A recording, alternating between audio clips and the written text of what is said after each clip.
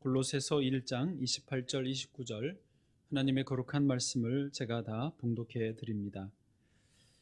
우리가 그를 전파하여 각 사람을 권하고 모든 지혜로 각 사람을 가르침은 각 사람을 그리스도 안에서 완전한 자로 세우려 함이니 이를 위하여 나도 내 속에서 능력으로 역사하시는 이의 역사를 따라 힘을 다하여 수고하노라.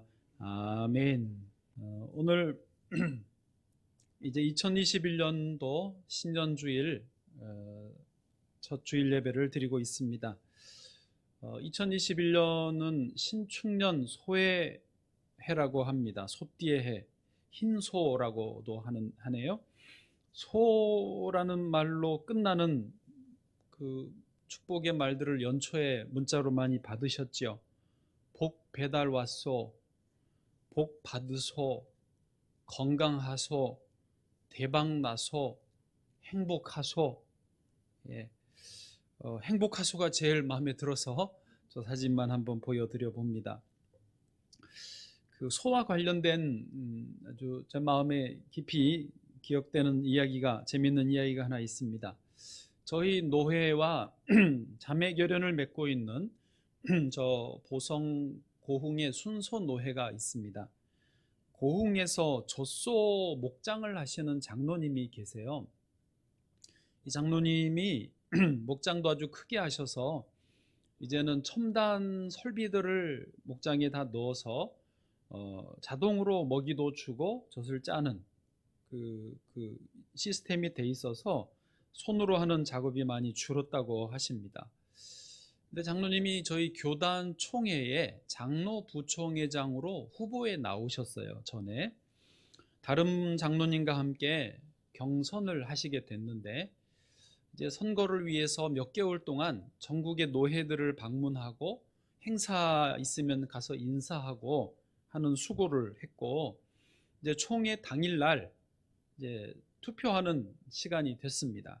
투표 전에 두 분이서 정견 발표를 5분씩 하게 됐는데, 이 젖소 목장을 하는 장로님보다 먼저 다른 분이 소견 발표를 합니다. 5분 동안 자신을 세워주시면 겸손하게 마당발이 돼서 총회와 총대님들을 섬기겠습니다 하고 인사하고 내려갔습니다. 이제 이 젖소 목장 하시는 장로님이 나설 차례였는데, 장로님도 역시 잘하겠다고 말을 했겠죠, 당연히. 그리고는 맨 뒤에 요 한마디를 하셨는데 모두 빵 터졌습니다. 젖소 농장을 하시는 걸 다 아니까 총도님들이 마지막에 내가 젖소라고 해버린 것이었습니다. 그랬더니 오히려 이 영적으로는 젖소 농장 하는 걸, 목장을 하는 걸 알지만 어감이 내가 져버렸습니다. 나는 다 졌습니다. 다 뜻대로 하십시오. 이런 식으로 표현을 하니까 어감이 좋아서 그런지 표를 많이 얻어서 부총회장 장로님이 되셨던 일이 있습니다. 저희가 올해 행복한 제자로 정했는데, 우리가 주님 앞에서 우리 자신을 좀 내려놓고 주님께 지는 한 해가 되기를 바랍니다. 주님이 우리를 통해서 이기시고 또 우리 모두가 결국은 행복한 한 해가 되시기를 축복합니다. 저희 교회는 아시는 것처럼 5대 비전이 있어요. 매년 한 주제를 집중적으로 기도하고 사역을 초점을 맞춥니다. 이제 12년 차여서 한 바퀴 돌고 두 바퀴 돌고 세 바퀴째, 이제 올해 두 번째 제자는 훈련이다 이고요. 그래서 올해 교회 표어는 행복한 제자, 행복한 이웃입니다. 저는 우리 모든 성도들이 행복한 예수 그리스도의 제자가 되시기를 간절히 소원합니다. 또 거기에 더 나아가서 우리 때문에 주변 이웃들이 행복한 이웃 되기를 더 간절히 소원합니다. 사실 그동안 우리끼리는 좋았어요. 우리끼리는 행복했어요. 우리끼리는 아무 문제 없었어요. 그런데 세상이 한국 교회를 향해서 아쉬움이 많고 불만이 많고 또 신뢰도가 많이 떨어졌다고 하고, 그러면서 돌아보니까 우리끼리만 너무 좋았던 거예요. 주변을 돌아본다고 했지만 좀 조금밖에는 못 돌아봤고 힘 남을 때나 했지 마음을 온전히 주지를 못했던 것을 깨달았습니다. 또 그러다 보니까 전도의 문도 막히고 무엇보다 우리가 믿는 이 신앙의 본성이 이게 아닌데, 우리만 좋은 것이 우리 신앙이 아닌데 모든 민족이, 모든 이웃들이 다 좋아야 이게 참 신앙의 본성인데, 하나님 나라는 교회 안에만 있지 않지 않습니까? 그런 의미에서 행복한 제자와 행복한 이웃을 같이 붙여놓고 한 해를 출발하게 됐습니다. 새해 첫 주일인 오늘 먼저 행복한 제자에 대해서 말씀을 나누고 다음 주일에 행복한 이웃에 대해서 말씀을 전하려고 합니다. 오늘 행복한 제자에 대해서 첫 번째, 오늘도 세 가지로 합니다. 하나님은 우리가 행복하기를 원하십니다. 아멘. 다시 말합니다. 하나님께서는요, 우리가 불행한 것을 원하지 않으시고 모두 다 행복하기를 원하십니다. 할렐루야. 사실 성경에서 하나님이 우리에게 강조해 주시는 초점이라고 신앙적인 개념이 분명히 있는데, 그것은 뭐냐면 구원입니다. 그렇죠? 하나님의 아들이신 예수님을 보내신 이유도 우리를 죄에서 구원하시기 위해서입니다. 그 죄 사함을 받고 구원 얻으면 다른 무엇으로도 씻을 수 없는 우리의 죄가 예수님의 십자가 보혈로 깨끗이 씻어지는 것을 우리는 믿습니다. 저와 여러분은 그 구원을 받은 줄로 믿습니다. 이제 그렇게 되면 하나님의 의로운 자녀의 특권을 누리고 이 땅에서도 천국 같은 삶을 누리고 죽으면 영원한 천국에 들어가는 자격을 획득을 하였습니다. 그런데 약간의 문제가 뭐냐면, 다른 문제는 없지만 교회 밖에서는 구원이라는 말을 잘 이해하지를 못한다는 것이고, 또 너는 구원받았냐? 나는 10원 있다? 이렇게 어릴 때 농담도 치는 것을 제가 들은 일이 있는데, 구원만이 아니라 은혜 받았다, 또 구원과 비슷한 구속, 속량, 대속, 이런 말들, 더 나가면 칭의, 거룩, 성결, 이런 말들도 교회 밖의 사람들은 고사하고 우리 교회 안의 분들도 그 말을 헷갈려 합니다. 다 설명해 보실 수 있으세요? 쉽지 않습니다. 그래서 누구나 이해할 수 있고 누구나 공감할 수 있고 또 누구든지 좋아하는 표현이, 그러나 같은 맥락의 의미가 행복이라는 것이죠. 그래서 구원은 행복이라는 말과 비슷하다라고 보셔도 좋다는 것입니다. 그런데 이것은 저의만의 생각이 아니고 무슨 다른 세상 사람들의 생각이 아니고 하나님께서 하시는 말씀입니다. 보실까요? 신명기 33장 29절 말씀이에요. 한번 같이 읽겠습니다. 시작. 이스라엘이여, 너는 행복한 사람이로다. 여호와의 구원을 너같이 얻은 백성이 누구냐? 그는 너를 돕는 방패시요 내 영광의 칼이시로다. 내 대적이 내게 복종하리니 내가 그들의 높은 곳을 밟으리로다. 아멘. 지금 하나님이 모세를 통하여 이스라엘 백성들에게 이렇게 말씀하라는 것이었습니다. 이스라엘이여, 너는 행복한 자로다. 행복한 사람이다. 왜냐? 너가 여호와의 구원을 받은 백성이기 때문에 그렇다는 거죠. 구원받은 것은 행복한 것과 같은 맥락으로 하나님이 쓰신 것입니다. 내용은 이렇지 않습니까? 사실 이 내용입니다. 그러니까 이스라엘 백성들이 애굽에서 노예 신분으로 종살이 하다가 광야로 나와서 하나님의 자녀의 자유인의 신분으로 바뀐 것입니다. 신분이 바뀐 것도 여기 구원이고 행복한 것이고요. 또 더 나아가서 광야에서 너를 돕는 방패가 되시고 영광의 칼이 되시고 대적을 복종하게 하시고 대적의 높은 곳을 밟게 하신 이 실제적인 삶에서 도와주시는 모든 것들도 구원이고 그게 행복의 이유가 된다라는 것이죠. 같은 말이에요. 그러니까 신분이 바뀌고 삶에서 은혜를 입는 이 모든 것이 행복이라는 것이죠. 또 같은 말로 구원이라는 것입니다. 그러므로 하나님은 우리가 구원받기를 원하시는 것처럼 우리가 그렇게만 주로 알지만 똑같이 하나님은 우리가 행복하기를 원하신다는 것입니다. 할렐루야. 자, 그렇다면 행복이 뭐냐? 행복만 따로 조금만 설명을 드려보겠습니다. 행복은 무엇일까요? 그 전에 여러분 행복하십니까?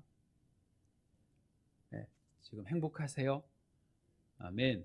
네. 껄쩍지근하신 분도 있습니까? 그 문제가 하나 다 좋은데 거기 하나 걸려요 하는 분도 뭐 있을 수는 있습니다. 어쨌든 행복론에 대해서 조금 찾아보니까요. 행복은 굉장히 주관적이래요. 느끼기에. 기준이 다 주관적이어서 어떤 사람은 똑같은 상황에 행복한데 똑같은 상황에 어떤 사람은 불행하다고 느낀다고 합니다. 예를 들면 쾌락주의자는 나는 그냥 재밌는 것, 짜릿한 것, 쾌감을 주는 그것을 느낄 때 행복하다라고 생각한다는 거죠. 그래서 점점 더 자극적인 것, 더 쾌감을 주는 것, 더 어떤 재밌는 것을 찾아가는 인생을 산대요. 그러다가 끝나겠죠. 더 자극적인, 더 센, 맛있는 것도 더 맛있는 것, 매운 것도 더 매운 것, 뭐 이런 것으로 그게 이제 쾌락주의자의 행복입니다. 어떤 사람은 이제 목표 지향적인 사람의 행복은 뭐냐면 자기가 목표로 한 것을 달성했을 때 행복하고 그렇지 못했을 때는 행복하지 않은 거예요. 다른 말로 불행한 거죠. 꼭 불행은 아니어도 행복하지 않다라고 느끼는 것입니다. 그래서 목표를 달성하기까지는 아직 행복하지 않아요. 달성한 그 순간이 제일 행복하고 다시 점점 줄었다가 뭐 한 며칠 혹은 몇 개월 지나면 잊어지는 거죠.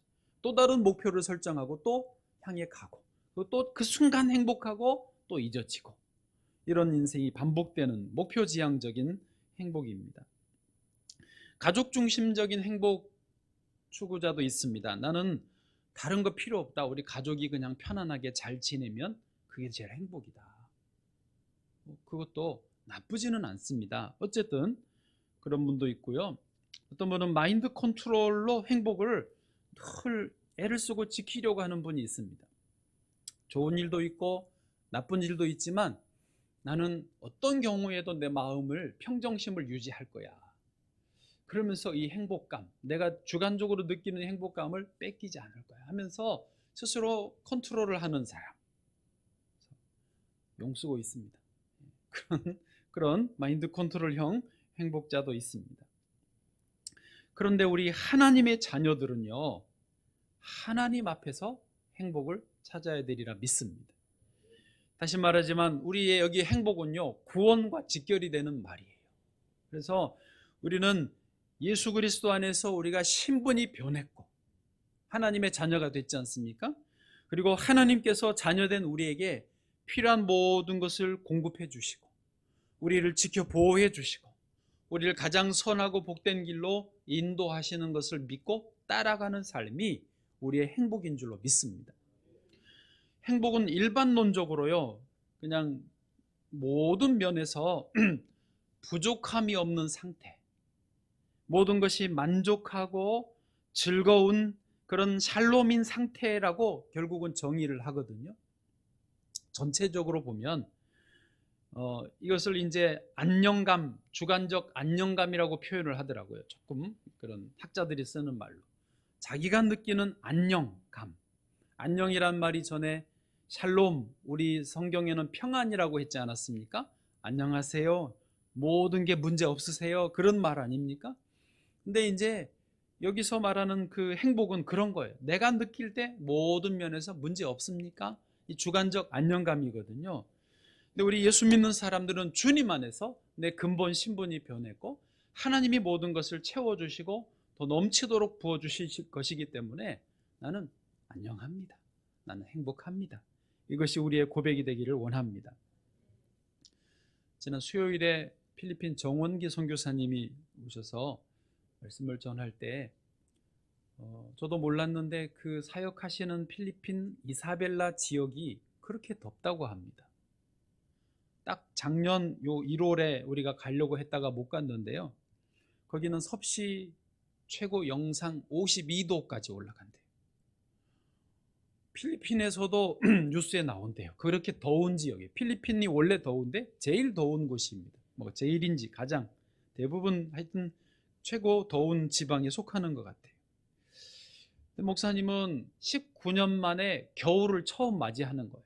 늘 여름에나 이럴 때 나오셨고 겨울엔 처음 나와가지고 2주 동안 자가격리 한다고 어디 그 숙소 그런 시설에 갇혀 살았거든요. 근데 창문을 열고 겨울에 냉기가 이렇게 들어오니까 그게 너무 좋아가지고 감동을 했다는 말씀을 하시더라고요. 우리는 냉기 들어오면 얼른 문 닫잖아요. 오늘도 여기 현관문 닫고 있었는데 추우니까. 네, 이거는 추운 게 그 냉기, 에어컨 바람이나 냉장고 바람하고는 비교 안 되는 하나님이 주신 자연의 냉기가 그렇게 좋더래요. 그래가지고 감동을 했다는 거예요. 또 눈을 보고 그렇게 감격하고, 귤이 먹고 싶어가지고 귤 3kg만 보내달라고 그래서 귤 까먹으면서 감격을 했다는 거예요. 제가 그 선교사님께 이제 수요일 저녁에 집에 그 숙소에 돌아가셔서 잘 도착했습니다 문자가 왔더라고요. 그래서 저도 문자를 보내드렸어요. 뭐라고 했냐면, 사실 선교사님이 수요일 저녁에 말씀을 충분히 못 전하셨거든요. 몇 명 안 계시지요. 다 마스크 끼고 이렇게 째려보고 있지요. 예, 분위기 썰렁하지요. 그걸 영어로 하다가 한국말로 하려니까 힘들지요. 또 이게 막 적응이 안 되니까 계속 물을 드시더라고요. 그래서 설교자가 물을 많이 먹으면 알아봐야 되는 거예요. 뭐가 지금 안 맞다. 뭐가 지금 이게 안 되는 거예요. 앞에서 제가 그걸 다 봤어요. 그래서 제가 뭐 그걸 위로하려고 그런 건 아니고 진심으로 그렇게 문자를 보냈습니다. 목사님 너무 감사합니다. 저는 목사님의 그 영적 상태가 너무 좋았습니다. 무슨 말이냐면, 여러분, 행복은 주관적이에요. 우리는 똑같은 한국에 살고 똑같은 겨울을 지내는데 어우 추워 그러고, 겨울이 이렇게 귤이 굴러다니고 그럴지 몰라도 그분은 그 자체로 너무 감사하고 감격하고 행복해하는 거예요. 왜? 선교사님들이 갖는 특성이 있어요. 영적인 상태 특성이 있어요. 심령이 가난하고, 주님 앞에 어린아이 같고, 무엇이든지 감사하는, 조금만 해도 감동하는 그런 영적 상태가 있어요. 오랜만에 선교사님들도 통 못 봤는데 오랜만에 선교사님 만나면서 너무 그게 은혜가 됐어요. 제가 그거를 좋았다고 답을 보내드렸습니다. 여러분, 우리가 주님 안에서 자신을 낮추면, 주님 안에서 나는 부족합니다 하고 내가 졌소 하고 낮추면 주님이 주시는 행복한, 참 그 행복을 누리게 될 줄로 믿습니다. 그리고 하나님이 우리가 그 행복을 누리기를 원하시는 것입니다. 두 번째로 우리가 행복한 제자가 되어야 되겠습니다. 한번 따라서 행복한 제자가 됩시다. 행복한 제자가 됩시다. 아멘. 오늘 본문 28절 한번 같이 읽어보겠습니다. 시작. 우리가 그를 전파하여 각 사람을 권하고 모든 지혜로 각 사람을 가르침은 각 사람을 그리스도 안에서 완전한 자로 세우려 함이니. 아멘.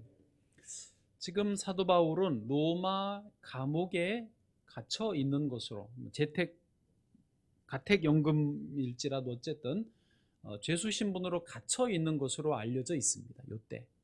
그리고 에베소서, 빌립보서, 골로새서, 빌레몬서까지 그 옥중 서신을 써 보냈습니다.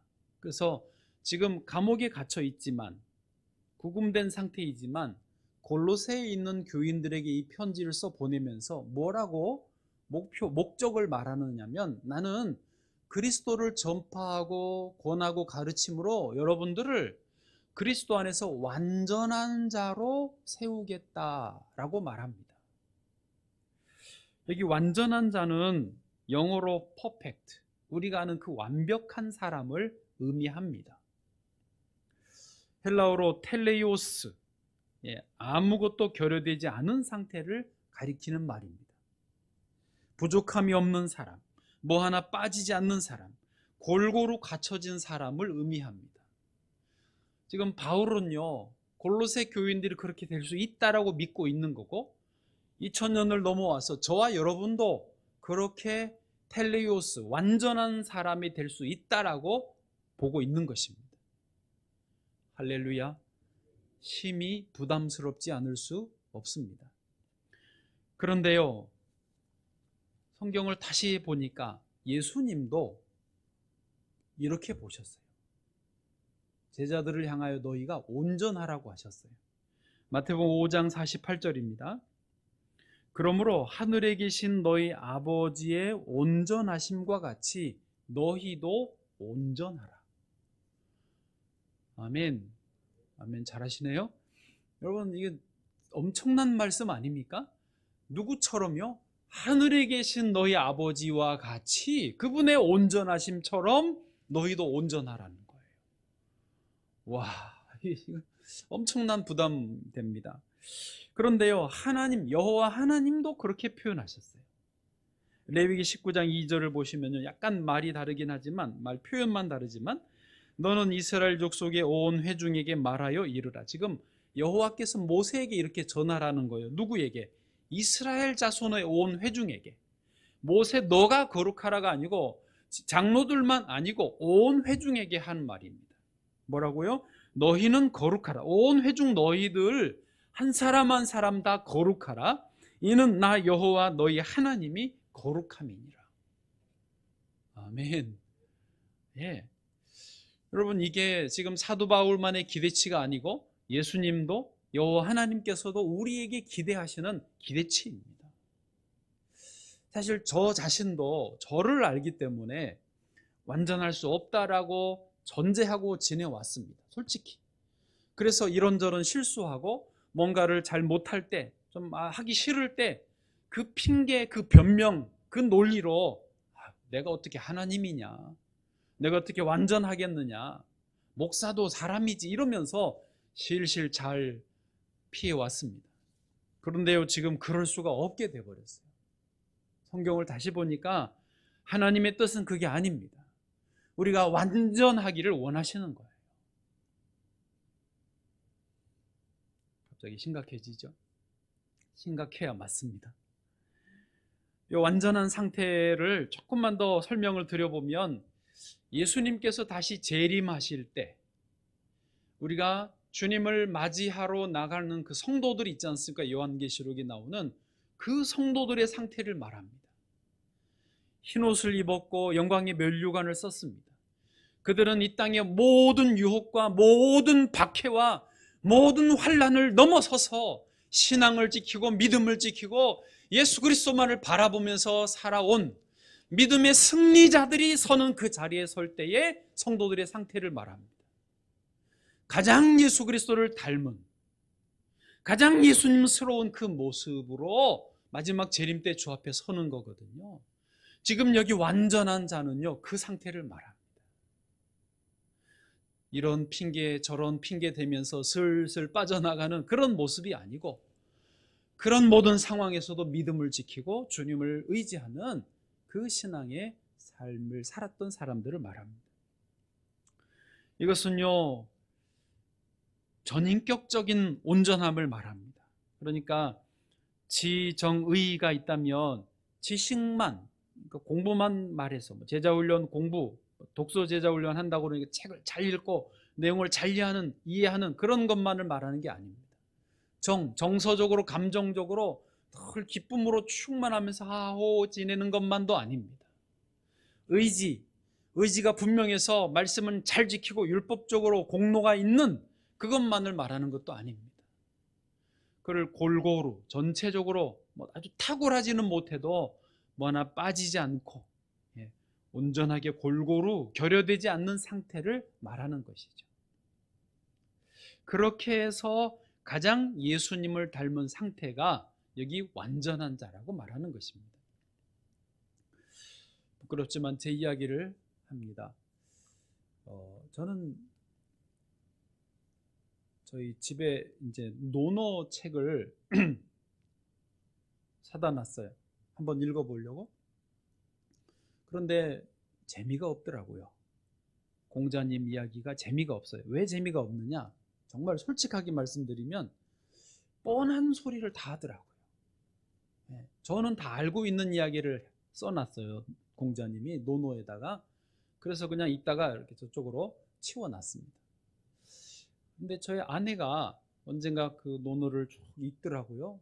웬일이신가? 저거를 읽네. 그러고는 뒀더니 다 읽고 책을 덮고는 뭐 그 자리에서 읽은 건 아니지만 어쨌든 며칠 읽고 다 읽고 책을 덮더니 하는 말이 뭐냐면, 읽는 내내 제가 생각이 났대요. 아, 우리 남편이 공자님 닮았구나. 충격을 띵하니 받았습니다. 그런데 더 충격적인 사실은 저희 막내가 이미 그 책을 봤더라고요. 어느새. 엄마가 그 말을 하니까 맞장구를 치면서 그랬어요. 나도 그렇게 생각했다고. 나도 논어를 읽으면서 아빠랑 똑같다고. 아빠가 늘 하는 말이 이 책에 다 있더라고. 그러더라는 거예요. 완전히 저는 뒤집어지는 줄 알았습니다. 아니, 목사가 예수님을 닮아야지 공자님을 닮아도 되겠습니까? 나쁜 건 아니지만 그래도 그거는 아니지요. 예수님 닮았다라는 말을 들어야지 어떻게 공자님 닮았다는 말을 들어야 됩니까? 정말 제가 회개를 많이 했습니다. 그리고 저를 돌아봤는데 저는 집안에서 장손이에요. 저희가 큰 집에 제가 큰아들이고 또 그 종손이에요. 그러다 보니까 한참 이렇게. 그래서 어려서 시골에 이제 가면 그 동네는 시족 공동체 사회예요. 저희 할아버지 외에 작은 할아버지, 그러니까 그 위 할아버지 밑에 두 형제간이 계셨고, 또 다른 할아버지의 뭐 삼형제 할아버지들, 또 다른 할아버지 밑에 또 두 할아버지들. 도대체 시골 가면 할아버지가 몇 명인지 몰라요. 무슨 할아버지, 무슨 할아버지, 무슨 할아버지. 서울대 가면요, 다 새벽에 다녀야 되고, 제 기억이 8군데, 9군데를 갑니다. 가는 데마다 떡국을 주시고, 또 이제 제발 이제 다른 삼촌들이, 당숙들이 그러면 다른 거 주세요. 이제 뭐 한과나, 뭐 약밥이나, 하여튼 뭐라도 주세요. 그러면 또 바르게 앉아가지고 그걸 먹으면서 할아버지들의 말씀을 다 들어야 돼요. 할아버지가 어땠고, 너희 할머니 누구고, 몇 대 손이고, 묘는 어디에 있고, 거기 있는 또 제추라고 그래요. 재혼 또 두 번째 부인이 계셔가지고 누구 손이 어떻게 되고. 도대체 그냥. 근데 어려서 맨날 그런 거를 듣다 보니까 시제도 쫓아다니고, 시제 가면 또 이렇게 마른 떡을, 큰 떡을 줘요. 그거 하나 들고 또 와서 구워 먹고 했는데 뭔 줄도 모르고요. 절은 안 했어요, 다행히. 어쨌든 그런 영향이 저에게 있었던 것 같아요. 그래서 제가 공자스러운 이 큰일날 이야기를 들었어요. 그래서 제가 엄청 회개하고, 내가 진짜 예수님 닮았다는 말을 들어야 되겠다. 가족에게 그거를 들어야 되는 게 아닙니까? 다행히 요즘에는 공자 닮았다는 소리는 안 해요. 왜냐하면 그 뭐 장유유선이 뭐 이런 그 아버지로서의 이런 거는 완전히 이제 내려놔 버렸어요. 저희 큰 딸이 그래요. 아빠 전에는 이럴 때 화내셨는데 화 안 낸다. 이제 화 안 나. 괜찮아. 모든 어떤 그런 권위는 다 버렸어요. 주님 안에서 기뻐하고 좋다 그러고, 더 이상 말하기는 어려워요. 하여튼 여러분, 우리가 완전한 상태, 완전한 자가 되어야 되는데 그것은 뭐냐면 예수님을 닮아야 되는 거예요. 성경 안에서 예수님에게 배우고 예수님 향기가 나고 예수님의 모습이 보이고 예수님 말이 들리는 그런 모습이 우리에게 있어야 될 줄로 믿습니다. 그러면 어떻게 해야 되는가? 오늘 본문에서도 그것을 분명히 알려줍니다. 28절 다시 보면 그리스도 안에서 완전한 자라고 표현하고 있습니다. 세상의 완전한 자는 뭐 돈 많고 학력이 높고 외모가 잘생겼고 집안이 좋고 직장이 어떻고 이런 완전함을 말할지 모르지만 우리는 그렇잖아요. 그리스도 안에서 완전한 자입니다. 할렐루야. 쉽게 생각해서 성령의 9가지 열매 같은 거예요. 한번 읊어보실까요? 시작. 성령의 9가지 열매. 사랑, 희락, 화평, 자비, 양선, 충성, 온유, 인내, 오래 참음, 절제. 여러분, 그런 성품들이 우리 안에 이렇게 골고루 성령의 열매들이 있으면요, 이건 그냥 단수예요. 하나로 우리 안에 다 있어요. 복수지만은 우리 안에 다 같이 있는 거를 말하고, 어떤 건 있고 어떤 건 없는 거를 요구하시는 게 아니에요. 우리 안에 동시적으로 맺히는 걸 원하시거든요. 그게 성령의 열매입니다. 그렇게 골고루 맺혀질 때 자연스럽게 그리스도 안에서 완전한 자가 되리라 믿습니다. 굳이 비유를 해보면 예수님이 있고 내가 있다고 쳐봐요. 그런데 예수님과 내가 이렇게 하나로 통로가 있어서 늘 공급을 받는 이런 그림도 아주 좋지만, 저는 이거보다는 더 좋은 그림이 한 통로가 하나가 아니라 그냥 예수님과 내가 연결고리가 계속 모든 면에서, 머리와 가슴과 배와 다리, 발까지 다 모든 면에서 옆으로 탁 축축축 연결돼서 동시적으로 영향과 은혜를 입는, 그래서 예수님을 이렇게 닮아가서 어느 순간에 나와 주님이 하나가 되는 이런 모습을 우리 그려보기 원합니다. 결국 완전한 자가 되는 방법도 그거예요. 그리스도 안에서 예수님께 지속적으로 공급받고 훈련받고, 그러다가 예수님 닮은 사람 되는 것이죠. 사도 바울이요, 골로새서에서 예수님에 대해서 이렇게 표현합니다. 2장 3절에 보니까 그 안에는 지혜와 지식의 모든 보화가 감추어져 있느니라. 아멘.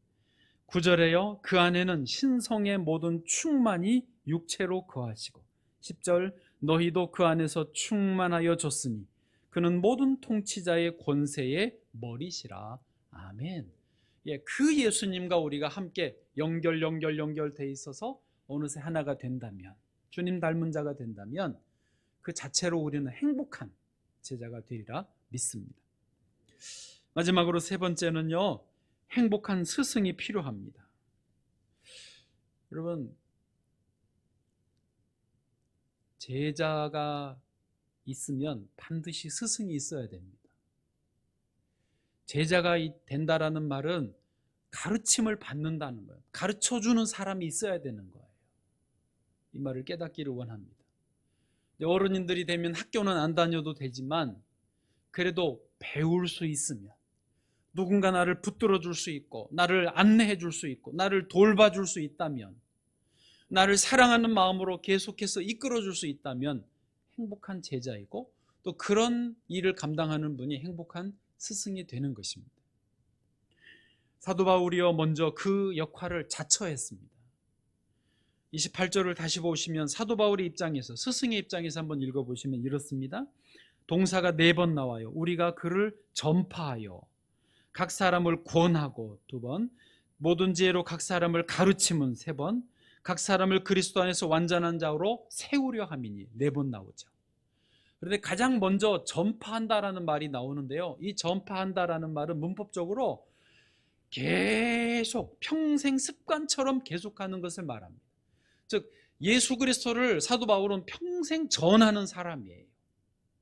그리고 그 다음에 권하고 가르친다라는 말은 전파한다라는 말을 보조하는 말입니다. 현재 분사형으로 권면한다, 이 말은요, 뭔가 어떤 사람이 문제가 있을 때, 잘못된 길로 갈 때 교정을 해주는 역할이에요. 권면한다, 그 말이에요. 그 다음에 가르친다라는 것은요, 일반적인 의미에 알려주는 것을 말합니다. 가르쳐준다.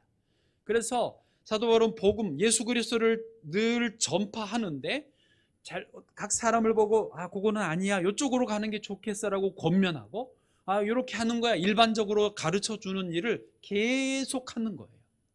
사도 바울이 그걸 하는 거예요. 그러면서 각 사람을 그리스도 안에서 완전한 자로 세워 가겠다라는 거죠. 거기 28절, 29절을 보시면 자기를 드립니다. 이를 위하여 나도 내 속에서 능력으로 역사하시는 이의 역사를 따라, 성령님의 역사를 따라 힘을 다하여 수고하노라. 억지로 하는 게 아닙니다. 성령 인도하심을 따라 자원하는 마음으로 내 힘껏 수고하겠다라고 자신을 내놓고 있습니다. 그러면서도 바울은 불행하다라고 여기지 않습니다. 내가 왜 이 일을 맡아가지고 이렇게 힘들게 이 수고를 하느냐, 그렇지 않습니다. 나는 이게 즐겁다는 거예요. 행복하다는 거예요. 골로새서나 에베소서, 빌립보서 서신서들을 읽어보면 바울은요, 자기는 너무 기쁘다라고 계속 반복해 표현합니다. 왜요? 그런 성도들을 위해 기도하고 성도들을 위해 서신으로 가르치고 권면하고 전파하고 완전한 대로 세워가는 이 일이 너무너무 좋은 거예요. 여러분, 물론 우리의 최고의 스승은 예수 그리스도이십니다. 아멘. 그렇지만 사도 바울처럼 우리도 그 역할을 또 감당할 사람들은 감당해야 됩니다. 교회학교 선생님들, 구역장님들, 선교의 책임을 맡으신 분들, 학교에서는 선생님으로, 또 목회자로 우리가 수고스럽지만은 기쁨으로, 행복한 마음으로 그 일을 감당해야 되는 거예요. 그래야 행복한 제자가 있는 거 아니겠습니까? 저도 개인적으로 너무 부족하고 공자스럽다는 말까지 들어가지만은 이 행복한 스승의 역할을 감당하려고 합니다. 제가 돌아보니까 에티오피아에서 제가 행복하다라는 말을 입에 달고 살았어요. 전에도 말씀드렸죠. 왜 그랬나 한번 이번에 점검을 해보니까 그때 저 자신을 다 드렸어요. 드렸다라는 게 뭐 대단한 게 아닙니다. 그냥 주님 하라시는 일만 하는 거예요. 선교지 가라고 그러니까 갔고, 거기 교회 세우라 그러니까 세우고, 말씀 전하라고 그러니까 안 되는 영어로 전하고, 시골 다니면서 우물 파라고 그러니까 파고, 하라는 일만 하고 다녔는데요, 신기한 거는 내가 너무 행복한 거예요. 진짜예요. 그래서 에티오피아 말로 데살랭이라고, 나는 너무 행복합니다, I am happy를 입에 달고 살았어요. 저절로 나오더라고요. 여러분, 우리가 주님 안에서 주님이 인도하시는 대로 내게 주신 그 29절의 말씀처럼 내 속에서 능력으로 역사하시는 이의 역사를 따라 힘을 다하여 수고하면 행복하게 되어 있습니다. 할렐루야. 그 행복을 누리기를 축복합니다. 내가 졌어. 내가 다 졌습니다. 주님 뜻대로 하십시오. 성도들 앞에서 내가 졌습니다. 주님, 내가 원하는 대로 다 하겠습니다. 그럴 때에 행복한 성도, 행복한 제자, 행복한 스승, 행복한 이웃까지 되리라 믿습니다. 주께서 저와 여러분과 함께 하실 줄로 믿습니다.